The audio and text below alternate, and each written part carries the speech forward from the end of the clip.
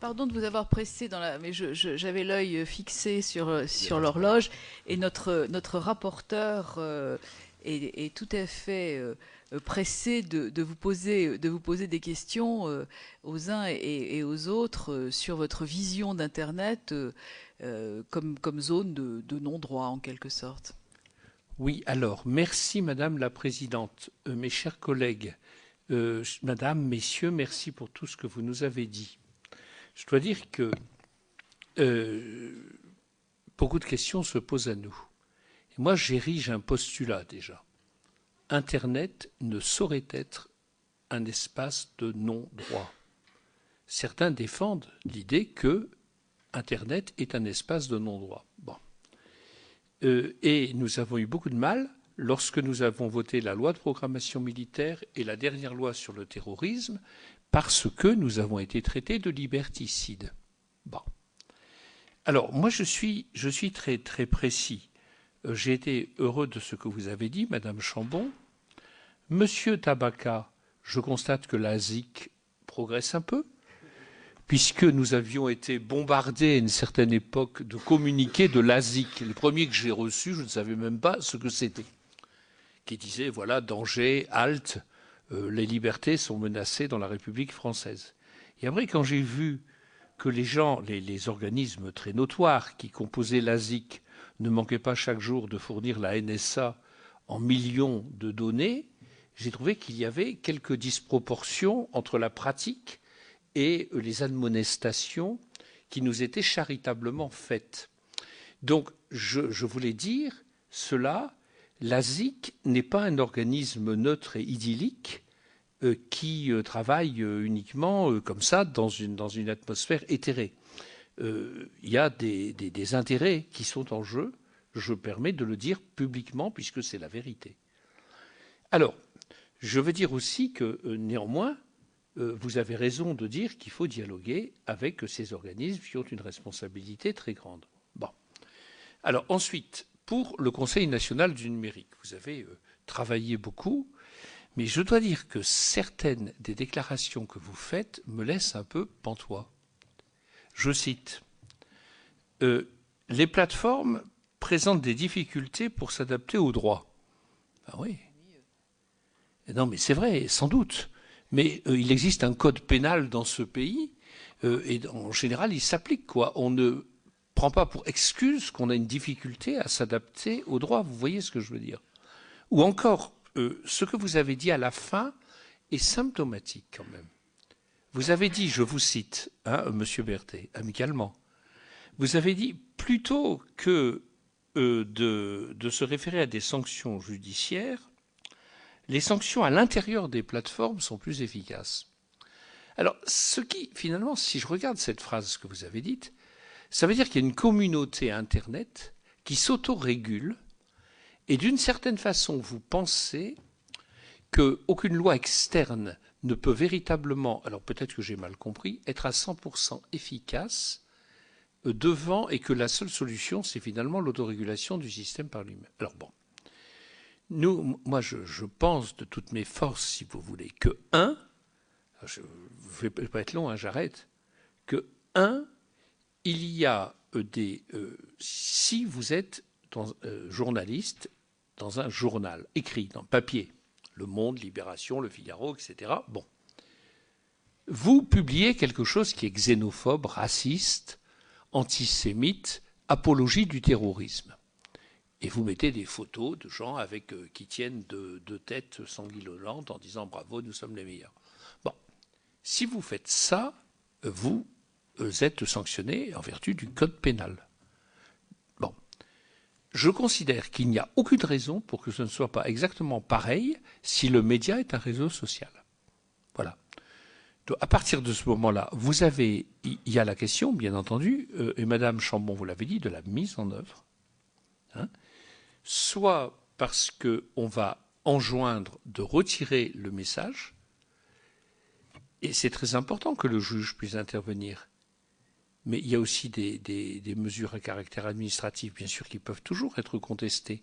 Mais vous avez dit qu'il avait fallu 3 minutes pour enlever un message particulièrement dangereux. d'apologie du terrorisme, donc il faut réagir avec une grande rapidité. Donc, vous avez fait des propositions utiles.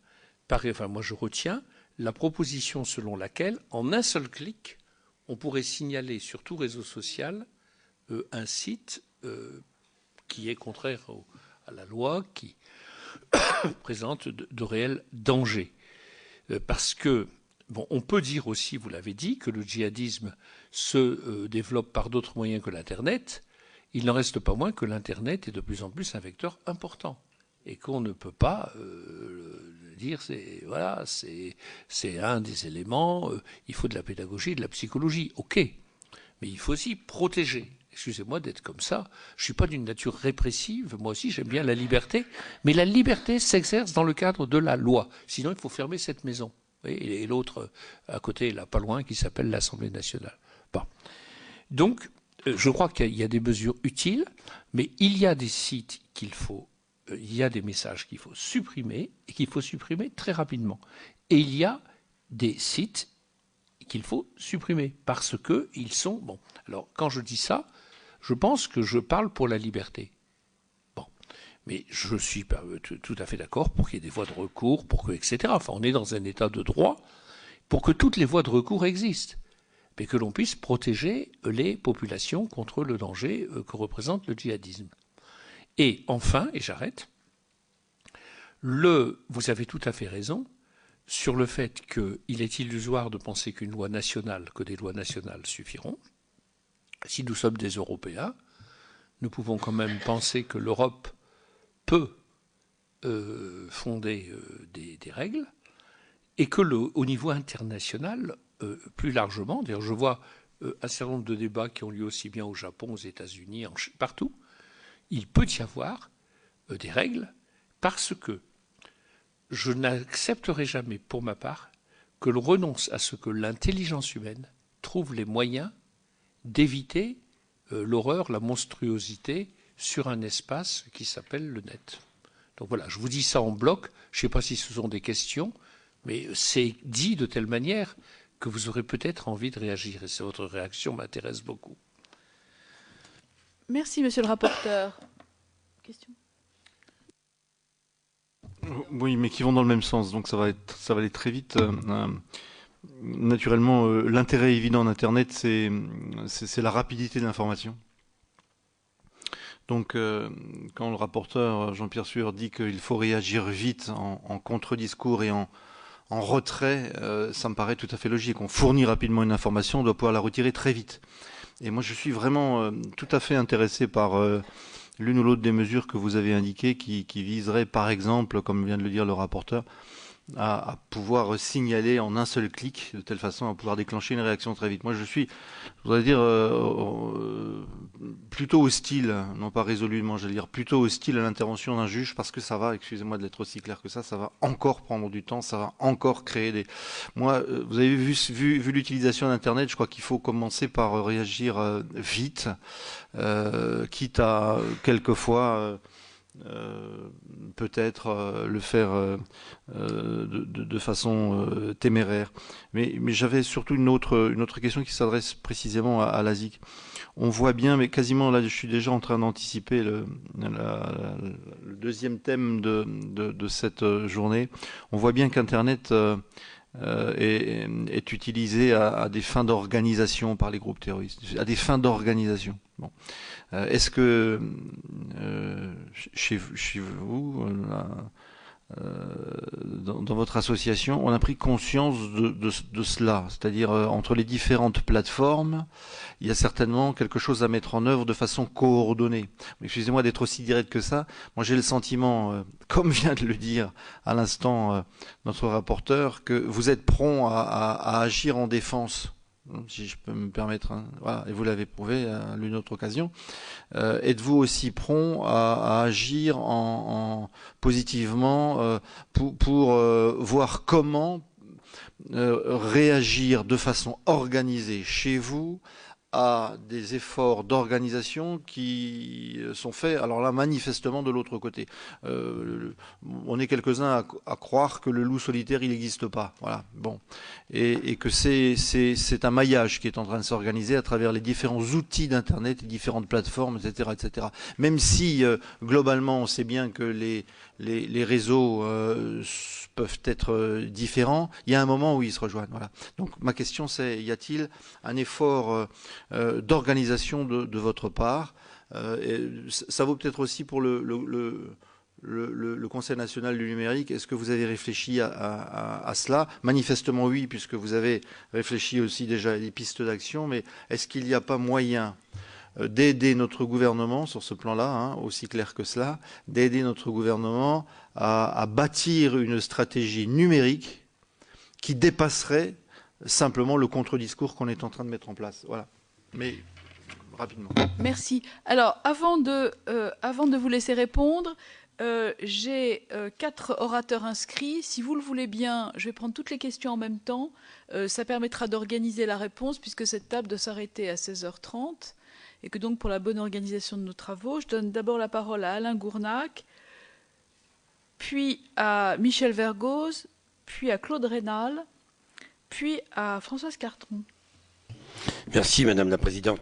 D'abord, je voudrais remercier nos invités parce qu'ils nous ont donné non seulement des analyses, mais aussi des pistes.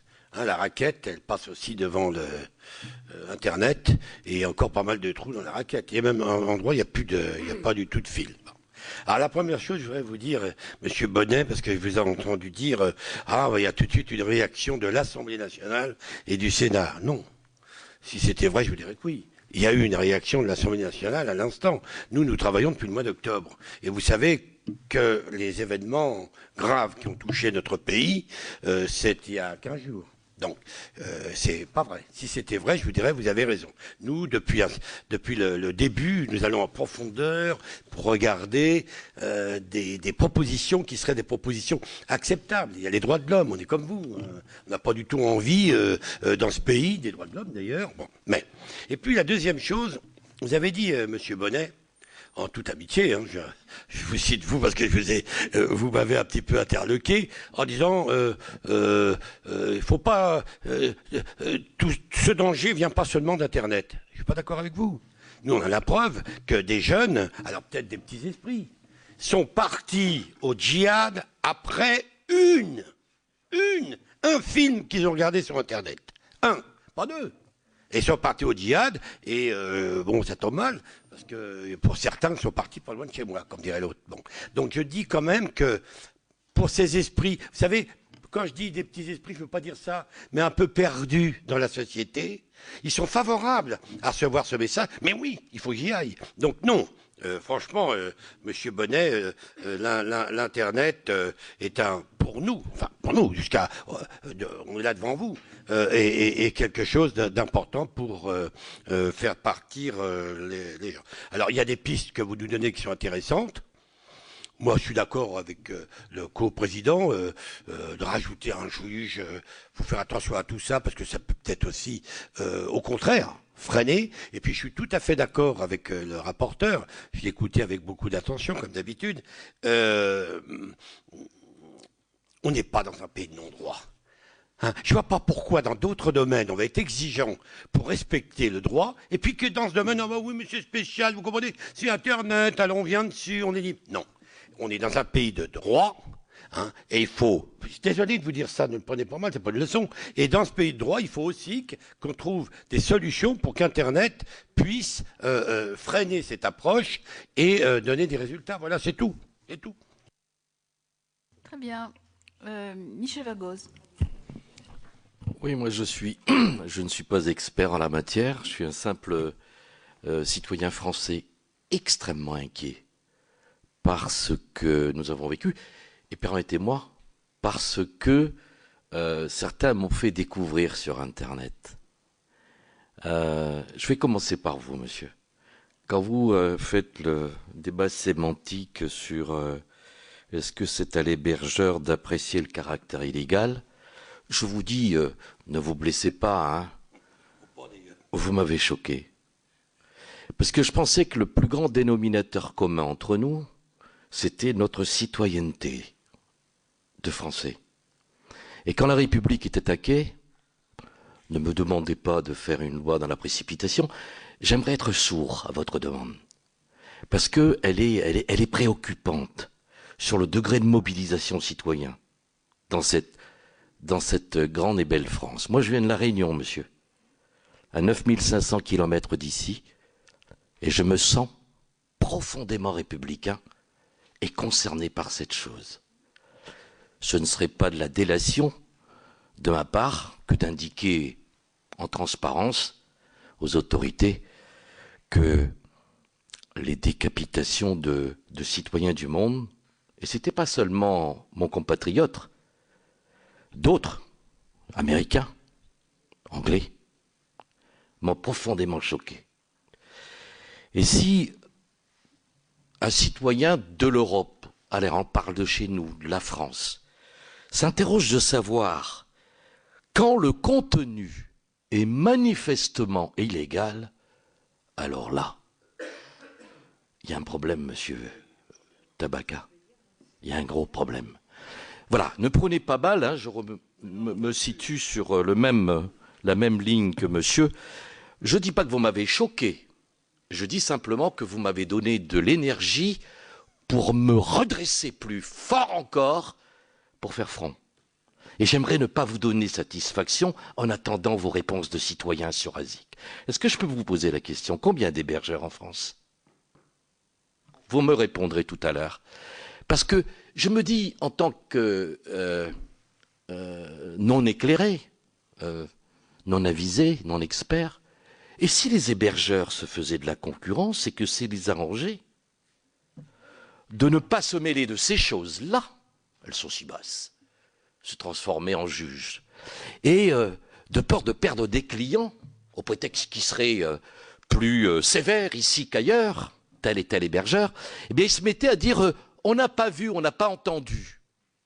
Excusez-moi, monsieur Tabaka, je n'ai rien contre vous. Hein. Je reprends les précautions de mon collègue. Voilà, je souhaitais dire cela, madame la présidente. Cela m'a choqué. La République ne peut pas se relever si on ne se sent pas tous concernés par notre devoir de responsabilité. Au nom de la finance, au nom des profits, on ne peut pas laisser tout faire. Et on est en droit d'attendre que nous prenions nous-mêmes un peu en charge. Je le dis gravement.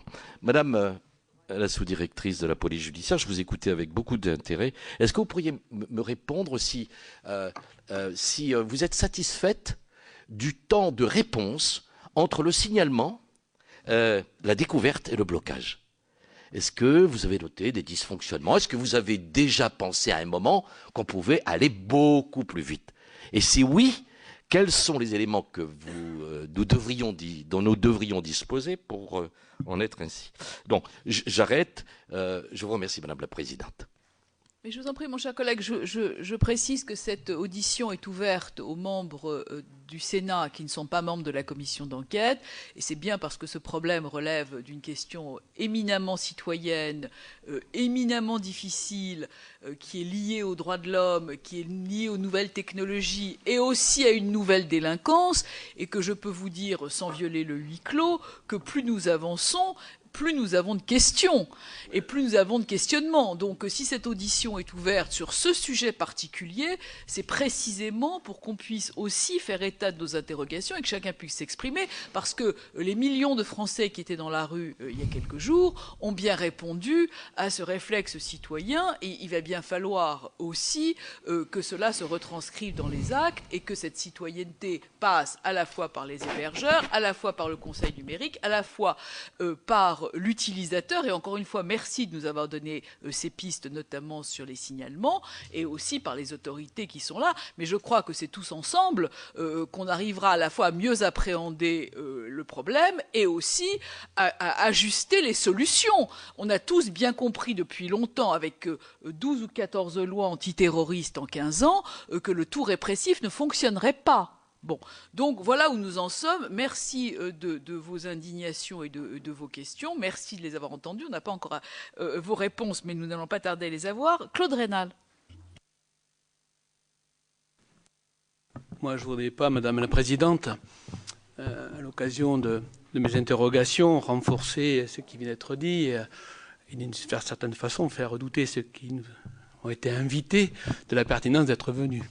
Parce qu'effectivement, dans les propos, nous partageons, je partage avec les collègues qui ont parlé précédemment, quelques interrogations par rapport à la façon dont les choses nous ont été présentées, même si, sur le fond, elles ont été riches et complètes.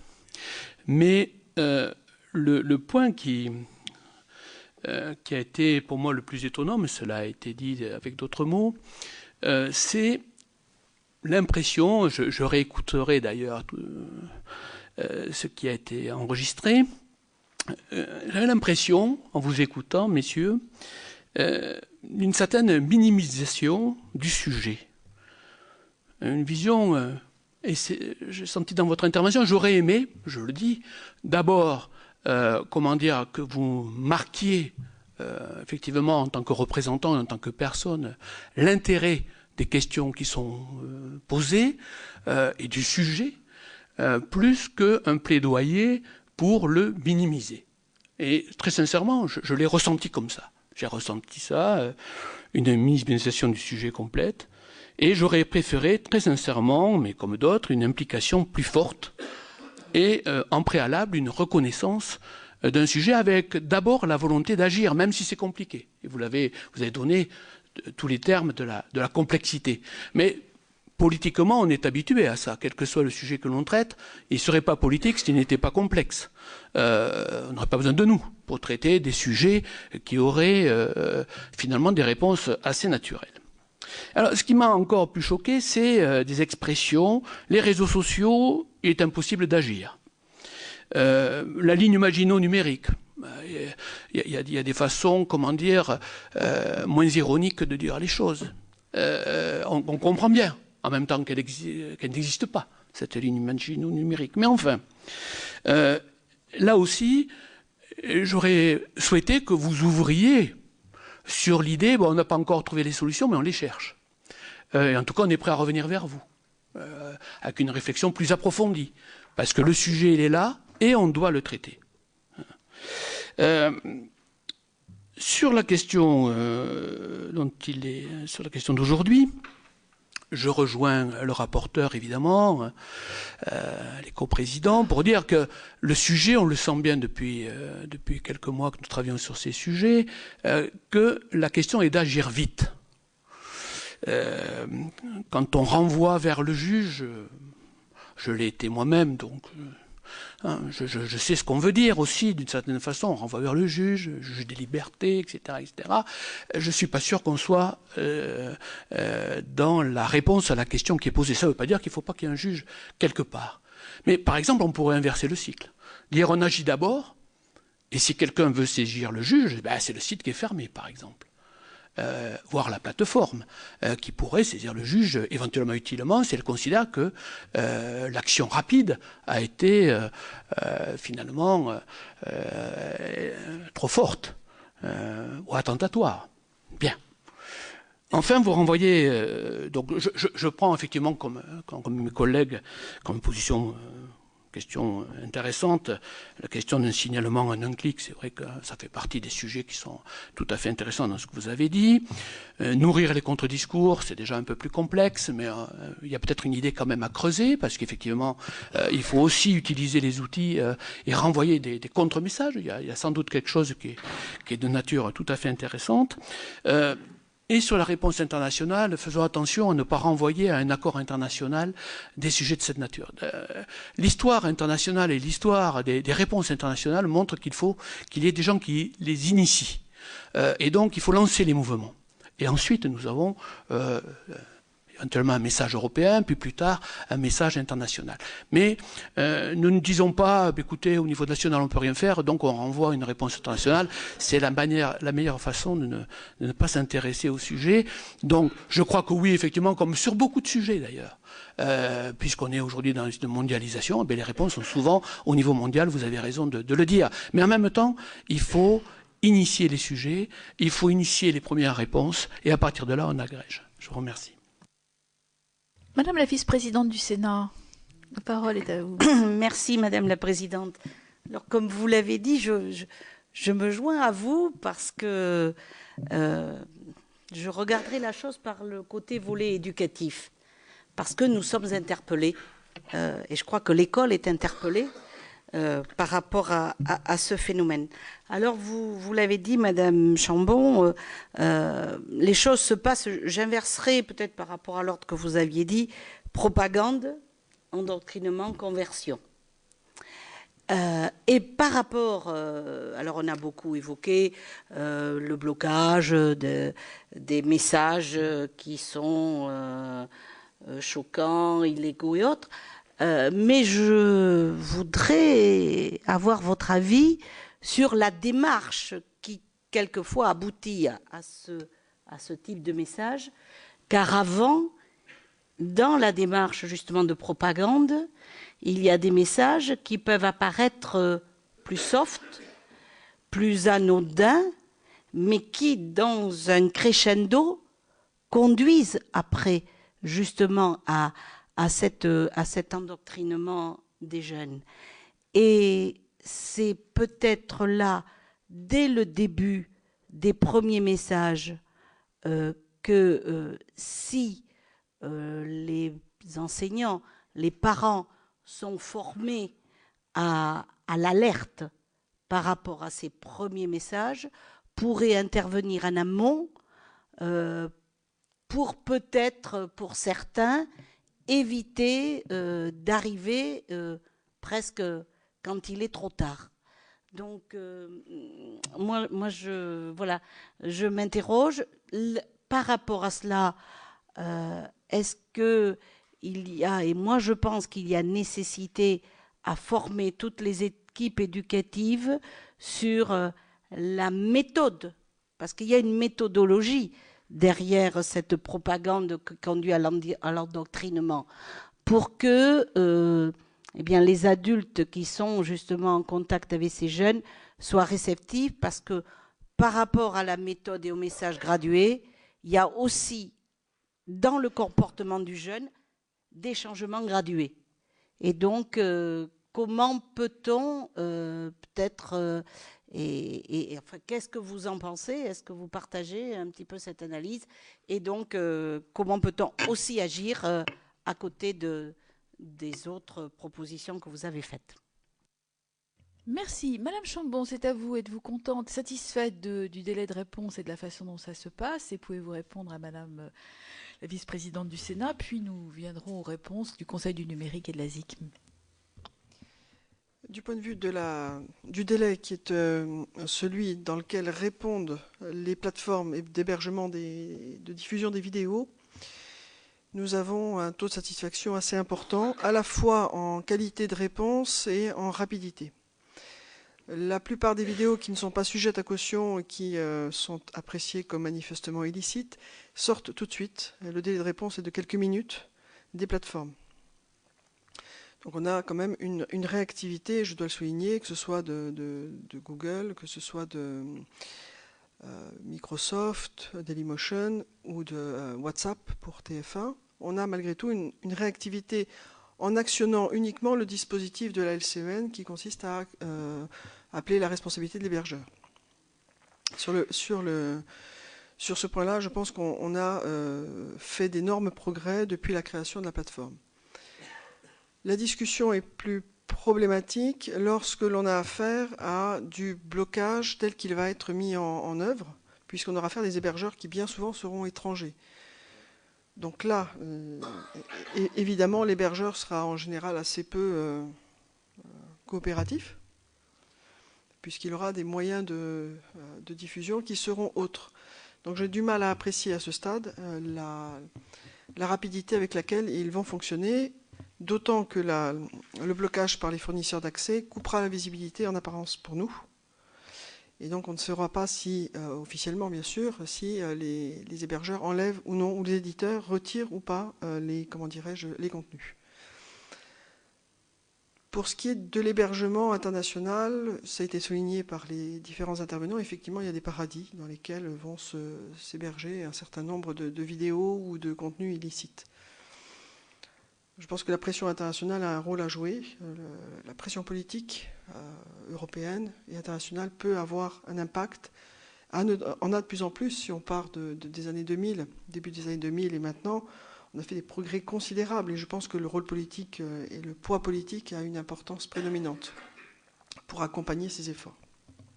Et marginaliser de plus en plus les États qui bâtissent des empires de non-droit.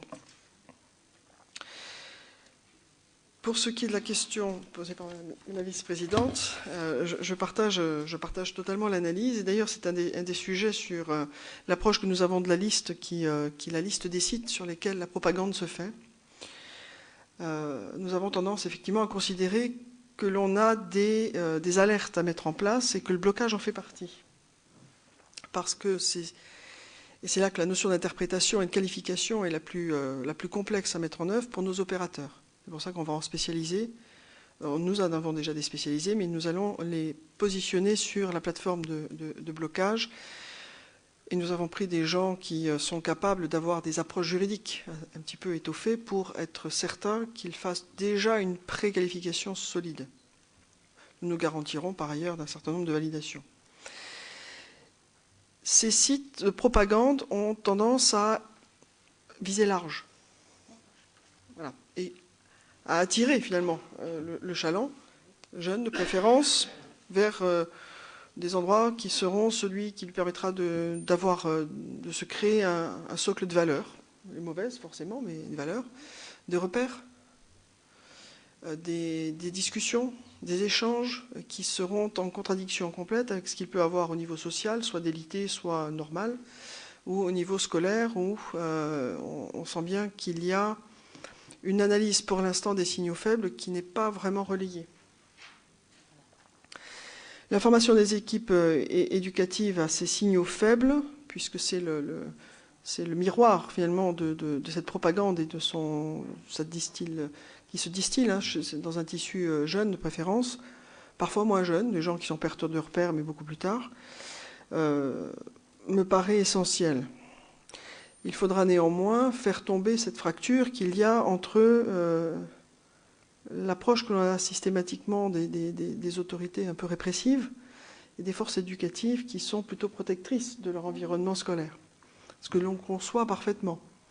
Mais je pense qu'il va falloir créer des passerelles qui peuvent être prises par des services qui sont moins connotés peut-être de manière répressive, mais encore que les passages dans les écoles peuvent créer justement cette alerte. Et puis détecter, donner les signes de visibilité de ces signaux faibles. Je pense que M. Chadris, qui viendra tout à l'heure, sera à même de vous parler de ces signaux et de la façon dont ils sont reçus par des jeunes et comment ils les ont acquis. Je pense que c'est un point qu'il a, lui, en visibilité directe. Donc la réceptivité, bien évidemment, s'appuie sur un tissu qui est un peu fragile et qui aboutit à ce que cette propagande se transforme en endoctrinement. Mais plus on va vers le durcissement, finalement, plus la visibilité diminue. C'est évident.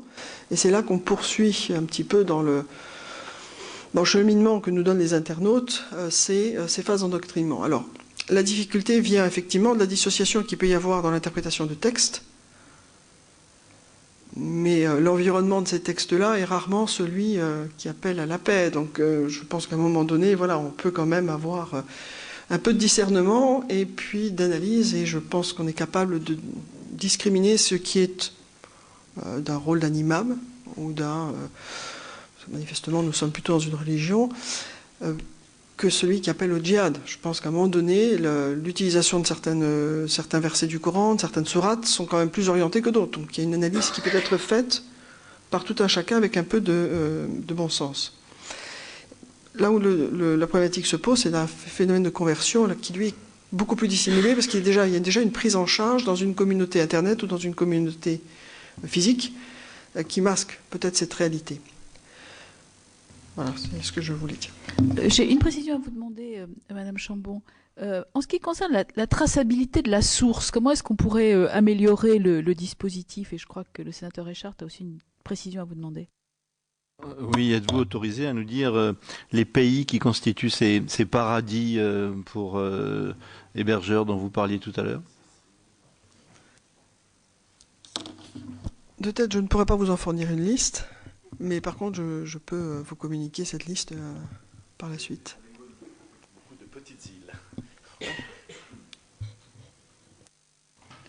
Messieurs, vous avez été interpellés par les uns et les autres. Est-ce que vous pourriez nous donner votre position sur cet Internet que vous prônez un peu en zone de non-droit, ou cette minimisation du phénomène que certains ont cru relever dans vos propos? Le Conseil du numérique, à vous. Oui, merci pour les questions et désolé s'il y a une incompréhension. Bien sûr, la situation est critique. Nous, on cherche et on doit agir vite et faire en sorte que l'État puisse agir vite et tout faire pour rendre difficile, impossible l'action des terroristes. Il y a bien sûr des contenus, des sites à supprimer, à déréférencer, à bloquer. On n'est pas du tout contre ça, bien au contraire. Il y a bien sûr des peines à prononcer. Internet n'est pas un espace de non-droit et on doit faire en sorte qu'il ne soit pas perçu comme tel. Ouais. Non, Internet n'est pas considéré comme un espace de non-droit. Il est malheureusement trop souvent perçu à tort comme un monde un peu à part du droit. J'aimerais juste revenir à ce sujet-là, en fait, s'il y a une petite incompréhension sur la question de la régulation communautaire. Le débat n'est pas du tout de sortir Internet du droit ou de se passer du droit pénal. La régulation communautaire, justement, est pensée pour pallier les limites du droit et les difficultés que le droit peut avoir à s'appliquer sur Internet. Donc c'est quelque chose qui pourrait se mettre en place en amont de la procédure judiciaire sans jamais la remplacer, c'est en complément. C'est pour répondre en fait à deux difficultés qu'on voit aujourd'hui par rapport qui illustrent les difficultés qu'a le droit à s'appliquer. D'une part, la difficulté pour la plateforme de traiter tous les signalements qu'on lui fait remonter dans un espace décentralisé, et d'autre part, une difficulté du droit à appliquer des sanctions qui soient véritablement dissuasives et pédagogiques. Ce qu'aujourd'hui, et l'actualité de ces derniers jours l'a un petit peu montré. Il y a eu beaucoup de peines d'emprisonnement qui ont été prononcées pour l'apologie au terrorisme, une cinquantaine je crois, dont notamment certaines pour des propos tenus sur Internet. En réalité, c'est une proportion assez faible face aux 250 000, je n'ai plus les chiffres en tête, ces signalements qui ont pu être recensés. Et ça illustre à notre sens une forme de déconnexion en réalité entre les sanctions du droit et la réalité sociale des individus sur les médias sociaux. C'est pourquoi l'objectif du CNUM est d'aboutir à des modes de régulation complémentaires et en amont de la réponse pénale à proprement parler, qui puissent être plus efficaces justement pour supprimer ces contenus. Voilà, et traiter les effets de propagation qui sont propres au web. Sur la question de la place du juge plus spécifiquement, le CNUM donc a rappelé dans son avis qu'il était particulièrement attaché à conserver le juge. Le CNUM est conscient en revanche des lenteurs qu'il peut y avoir en matière judiciaire. C'est pourquoi il se prononçait en fait, il proposait de réinvestir les procédures d'urgence qui sont aujourd'hui assez peu utilisées. On peut penser par exemple au référé LCEN. On a rencontré plusieurs avocats et de magistrats qui nous expliquaient que ces procédures étaient sous-utilisées. Le CNUM proposait également d'inventer de nouvelles procédures justement pour conforter la place du juge et à obtenir plus de célérité et plus de systématisation dans le traitement des dossiers. C'est pourquoi on proposait par exemple de s'inspirer du mécanisme qui existe en matière de jeux illicites, à savoir pour l'Argel, en inventant des mécanismes hybrides où l'administration pourrait transmettre à un magistrat une liste de sites à bloquer. Le magistrat pourrait prendre une décision extrêmement rapide. En matière de jeux en ligne, ce sont des délais qui sont de l'ordre de même pas une semaine. Voilà. Monsieur Tabaka. Oui. Non, très rapidement, parce que je sais que vous devez poursuivre vos travaux. Déjà, sur la question zone de non-droit, je crois que, paradoxalement, même si vous avez peut-être cette impression-là, les acteurs du web ont plutôt à expliquer en permanence qu'on est déjà dans une zone de droit. C'est-à-dire qu'aujourd'hui, la loi économie numérique, c'est un cadre juridique, il a été créé il y a 10 ans, il faisait suite à une loi du 1er août 2000 qui était la première loi Internet.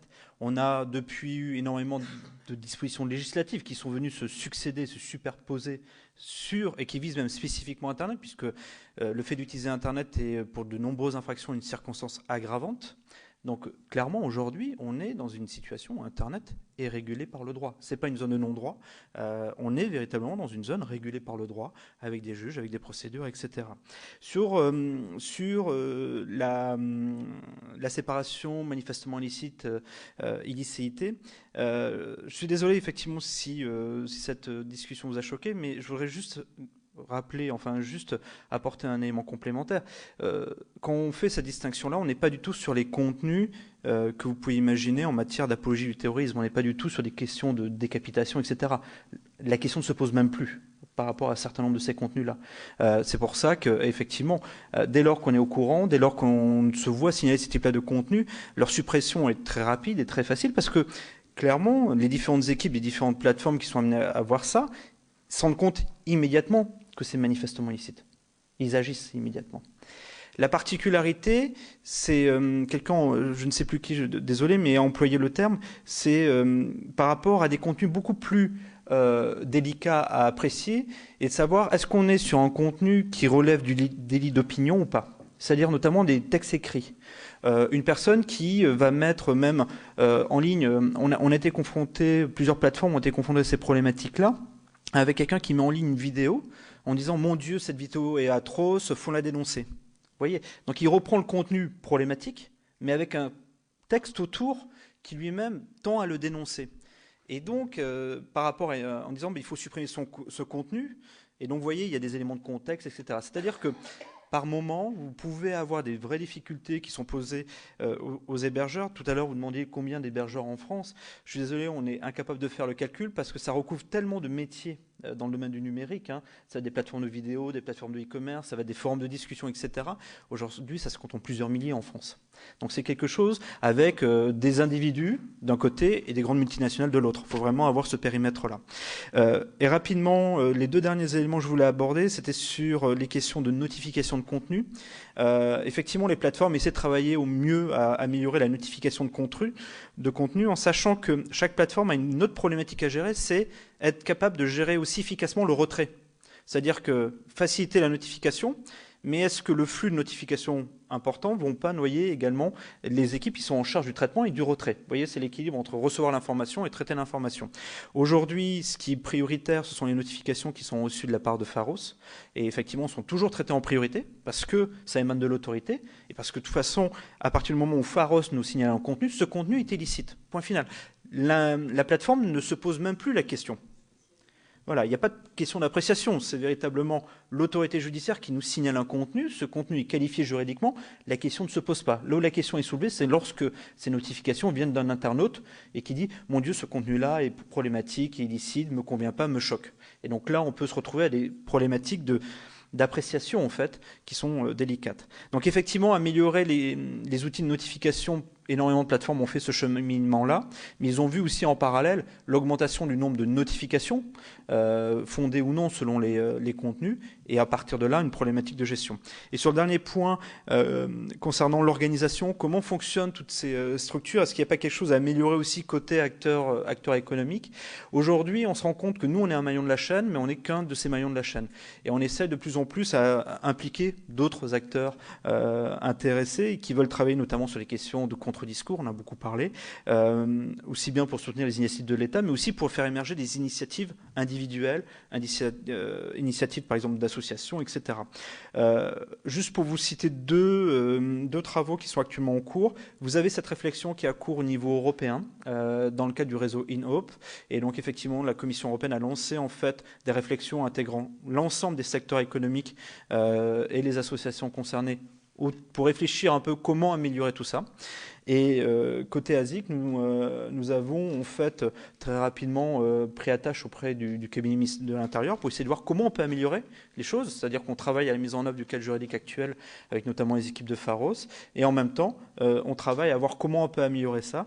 Et c'est un travail qu'on a enclenché, pour rien vous cacher, la semaine dernière avec les différents membres de l'ASIC et le ministère de l'Intérieur, et qui va se poursuivre a priori assez rapidement, puisque le ministère souhaite qu'on puisse avancer assez rapidement sur ce sujet-là. Merci. Madame Chambon, messieurs, merci de nous avoir accordé ce temps et cette audition ouverte à la presse. C'est important que chacun puisse juger ici et à la rediffusion de cette audition à quel point nous sommes sur des sujets sensibles sur lesquels, évidemment, le législateur a affaire, mais pas seulement. Le citoyen, le fournisseur d'accès, l'éducateur, l'utilisateur, l'internaute, et on voit bien que tout ça est aux confins d'un certain nombre de difficultés et que nous ne trouverons pas forcément la solution immédiatement. Mais que néanmoins, nous avons l'affirmation de votre part de ce qu'Internet n'est pas une zone de non-droit, ce qui est une affirmation importante. C'était important de le répéter parce que parfois, ce n'est pas le sentiment que nous avons les uns et les autres quand nous essayons, avec plus ou moins de difficulté, de le réguler.